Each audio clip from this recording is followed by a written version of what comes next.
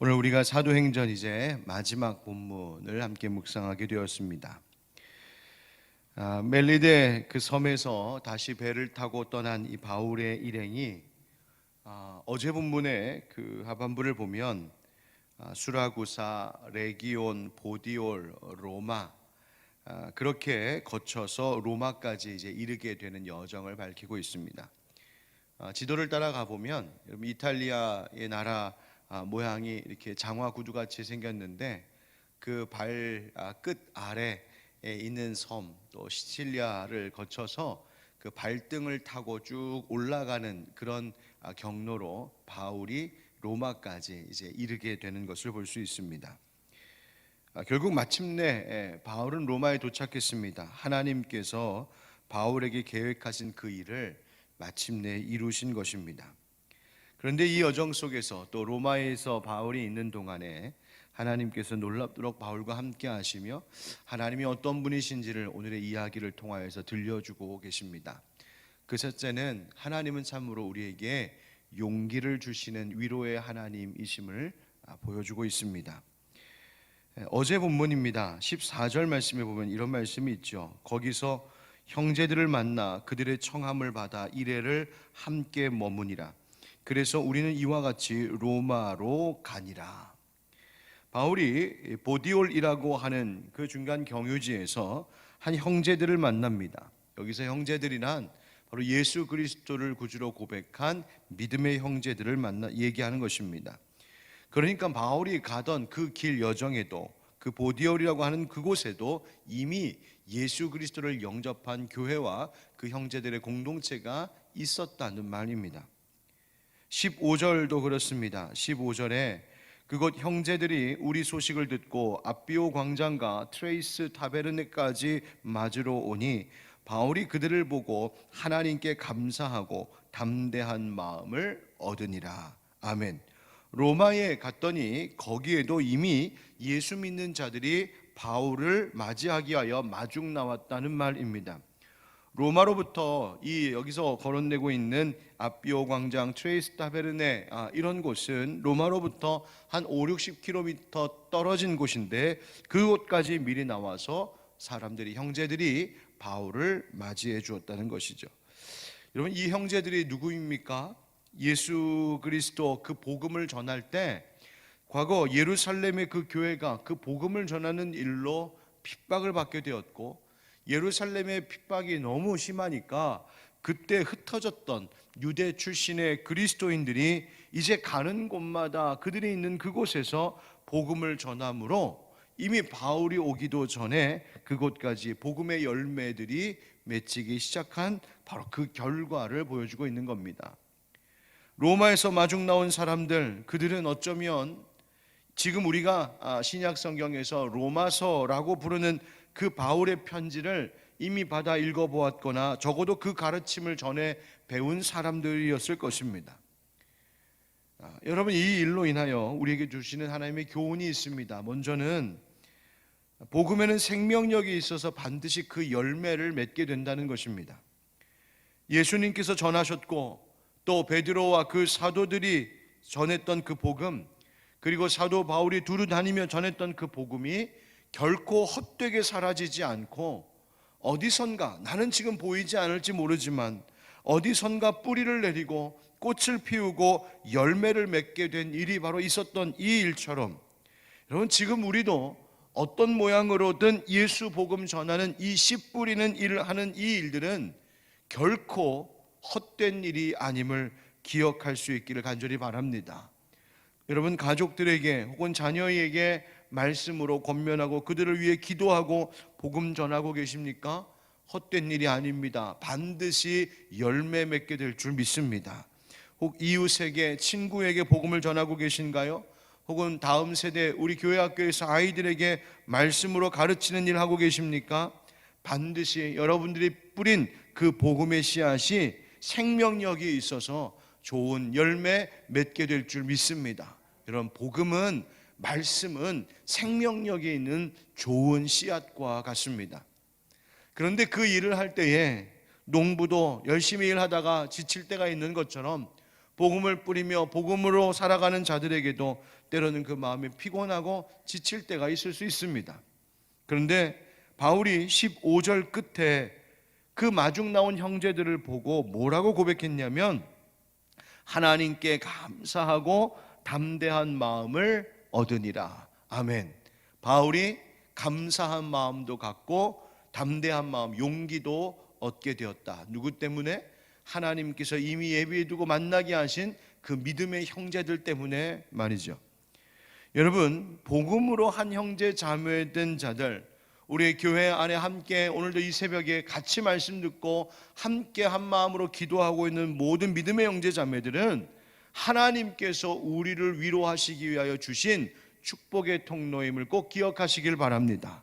바울이 이 형제들의 존재를 보고 얼마나 감격했겠어요. 얼마나 기뻤겠습니까? 자신이 열심히 전도 여행하고 뛰고 있었지만 이 모든 일들이 그냥 나 혼자 하는 일이 아니라 하나님께서 계획하고 계셨고 나는 보이지 않았지만 하나님의 손길이 곳곳마다 동시에 다 닿고 있었구나. 여러분, 이것을 깨달으며 얼마나 감사하고 얼마나 마음의 용기를 얻었겠어요. 여러분, 우리도 서로가 서로에게 감사가 되고 용기가 되는 우리 믿음의 형제 자매들 되기를 축복합니다. 그래서 함께 한자리에서 한 마음으로 기도하고 함께 교회 생활하고 신앙생활 해나가는 이 과정을 통하여 서로를 볼 때마다 하나님께 감사하다, 서로를 볼 때마다 나의 마음에 믿음의 용기를 하나님이 부어주신다, 그렇게 고백할 수 있는 귀한 믿음의 형제자매, 귀한 성도의 공동체가 되기를 주님 이름으로 축복합니다. 그렇게 하나님은 우리에게 용기를 주시는 하나님이십니다. 뿐만 아니라 하나님은 마침내 하나님의 행하시는 일을 이루시는 하나님이심을 또 보여주고 있습니다. 오늘 본문에 드디어 바울이 이제 로마에 도착하게 되죠. 그런데 도착하자마자 바울은 그가 이제 가택연금을 당하게 되는데 그곳에서도 다시 유대인들을 초청합니다. 누구를 초청하냐면 아마도 로마에 있는 유력한 영향력이 있는 유대인들을 불러 초청한 것 같습니다. 그리고 뭘 했을까? 날 좀 어떻게 여기서 좀 자유하게 해주세요, 도와달라고 하는 그런 말이 아니라 오늘 23절 말씀만 먼저 보면 23절 한번 같이 읽어보실까요? 시작. 그들이 날짜를 정하고 그가 유숙하는 집에 많이 오니 바울이 아침부터 저녁까지 강론하여 하나님의 나라를 증언하고 모세의 율법과 선지자의 말을 가지고 예수에 대하여 권하더라. 아멘. 이런 바울이 가택연금되어 있는 그 집에 유대인들을 초청해서 뭘 했다는 이야기입니까? 한마디로 얘기하면 성경 공부하고 부흥 집회했다는 이야기입니다. 하나님 나라와 예수 그리스도라고 하는 그 주제로 모세의 율법과 선지자의 말, 즉 구약에 있는 모세 오경과 선지서들을 가지고 무엇을 말했냐면 예수에 대하여 권하더라. 예수님이 바로 그 구약에서 이야기하고 있었던 그 메시아가 바로 예수 그리스도 하나님의 아들이심을 전하는 복음 전도했다는 말입니다. 그럼 바울은 로마에서도 복음 전했습니다. 그곳에 도착한 지 사흘 만에 어떤 마음이었을까요? 좀 쉬고 싶지 않았을까요? 더군다나 유대인들, 아마 바울의 입장에서는 자기의 동족이지만 어쩌면 지긋지긋하다는 생각도 들지 몰랐겠습니다. 많은 유대인들이 바울이 전하는 것을 반대했고 바울을 핍박했고 바울을 죽이려고 온갖 계략을 가지고 노렸던 사람들이 유대인들입니다. 그런데 바울은 그곳에서도 또다시 목숨을 걸고 그 유대인들을 자신의 집으로 초청하여서 복음 전했습니다. 왜 그랬을까요? 바울은 그만큼 자신의 동족을 사랑했던 것이죠. 복음 전하지 않을 수 없던 것입니다. 그리고 자기가 언제 또다시 잡혀 들어갈지 모르니 그 마음에 그 자리에서 자기가 있는 그곳에서 사명, 복음 전해야 되는 사명의식 가지고 여전히 복음 전했습니다. 바울의 말을 듣고 믿는 사람도 있었고 믿지 않는 사람도 있었다고 합니다. 믿지 않는 사람들을 볼 때 실망할 수 있었겠죠. 그러나 바울은 그것에도 실망하지 않았습니다. 오히려 우리 성경에 보면 이사야 선지자를 통하여서 하나님 말씀하신 그 말씀을 가지고 이것도 하나님의 섭리 안에 있는 것이구나, 이 일도 하나님의 주관하심 가운데 있는 것이구나 고백하고 있었습니다. 그리고 그 믿지 않는 자들, 믿음 없는 자들, 그리고 이방인들을 위하여 다시 자신을 보내셨다는 사실을 재확인하고 있었던 복음의 사람이었습니다. 하나님은 마침내 이 복음의 사람 바울의 이 열정과 용기를 들어 그 로마의 땅에도 복음의 씨앗을 뿌리게 하셨습니다. 찬송자 여러분, 하나님은 반드시 우리 가운데 계획하신 일을 얼마든지 이루시는 하나님이신 줄 믿습니다. 그러므로 우리가 하나님께서 명하신 그 일, 또 하나님께서 이렇게 살라고 하신 그 삶의 길을 가면서 낙심하거나 포기하지 말아야 합니다. 갈라디아서 6장 9절 10절에 우리가 선을 행하되 낙심하지 말지니 포기하지 아니하면 때가 이름에 거두리라 말씀하셨습니다. 데살로니가후서 3장 13절에도 형제들아 너희는 선을 행하다가 낙심하지 말라 하셨습니다. 왜 주님께서 이렇게 말씀하고 계실까요? 왜 바울은 이런 말로 교인들을 권면하고 있는 것일까요? 확신이 있었기 때문입니다. 착한 일을 시작하신 하나님께서 반드시 그 일을 이루실 것을 알았기 때문입니다.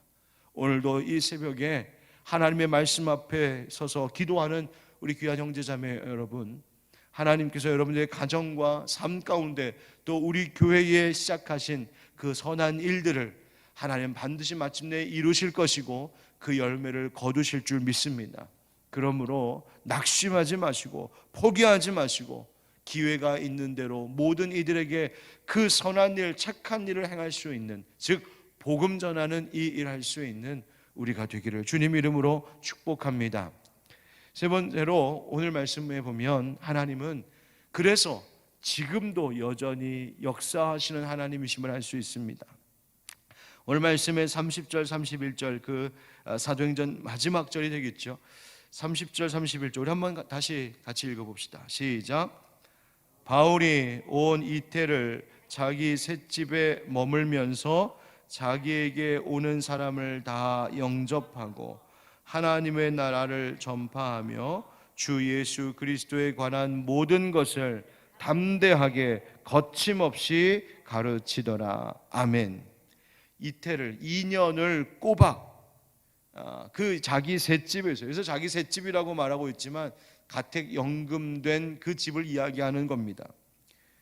그 2년 동안 바울은 줄곧 사람들을 초대하고 영접하고, 연금된 사람이 어떻게 이 사람들을 다 영접하고 접대할 수 있었을까요? 거침없이라고 하는 말도 나오지요. 그것을 금하는 사람도 없었답니다. 어떻게 그럴 수 있었을까요? 담대함과 그 자유롭고 두려움이 없는 확신을 가지고 이 일을 하고 있습니다. 복음 전하는 일을 거침없이 하고 있었다고요. 어떻게 이럴 수 있었을까요? 하나님이 그를 도우신 줄 믿습니다. 아직 법적으로는 죄수의 신분이고 경제적으로는 셋집에 기거하고 있는 이 바울인데, 그런데 어떠한 환경에도 위축되지 않고 담대하게 사명 감당해야 될 이 일을 바울은 이 로마에서 붙들려 있으면서도 그 일을 계속하고 있었습니다. 바울은 비록 연금 상태에 묶여있는 신사였지만 바울이 가슴에 품고 있는 복음은, 하나님의 말씀은 결코 묶일 수 없는 능력에 살아있는 말씀이었습니다. 지금도 하나님께서 우리에게 복음 붙들고 하나님 의지하고 살아가는 인생들에게 여전히 역사하시는, 일하시는 하나님이신 줄 믿습니다. 사도행전을 쭉 보면서 바울에게는 정말 복음이 그의 사랑이었고, 복음이 그의 사명이었고, 복음이 그에게 용기를 북돋아주는 전부였구나라는 것을 느끼게 됩니다. 사랑하는 성도 여러분, 오늘 이 새벽에 이것으로 우리가 사도행전 말씀을 마무리하게 되는데, 우리의 살아가는 일평생도 늘 복음으로, 그것이 내 사랑이 되고 그것이 내 위로가 되고 그것이 내 용기와 사명이 되는 복음으로 살아가는 우리가 되기를 축복합니다. 그러면 지금도 일하시는 하나님, 마침내 이루시는 그 하나님께서 바울과 함께 하셨듯 우리의 삶의 여정 가운데도 늘 함께해 주실 줄 믿습니다. 함께 기도합시다.